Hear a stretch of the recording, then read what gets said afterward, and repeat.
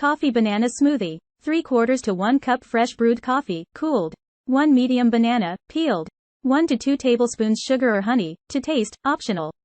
1½ cups French vanilla yogurt, low fat or non-fat is fine. 1 to 2 tablespoons protein powder or other nutritional powder, optional. 1 teaspoon chocolate syrup, optional. 1 drop of vanilla extract. 20 to half an hour prior to your plan to blend your smoothie mix, place the coffee in a pan and also area it in the fridge freezer, mixing as soon as or 2 times after 15 minutes. It ought to come to be slushy. Very finely cut the banana onto a plate as well as place that in the freezer as well, to cool. While you're waiting, cool the 2 or 3 glasses you intend to serve this in. When you prepare to continue, incorporate the cooled coffee, banana, as well as sugar to taste in a mixer. Mix simply up until smooth. Include the yogurt as well as any one of the staying ingredients you want to use. Mix once again, briefly, simply till smooth.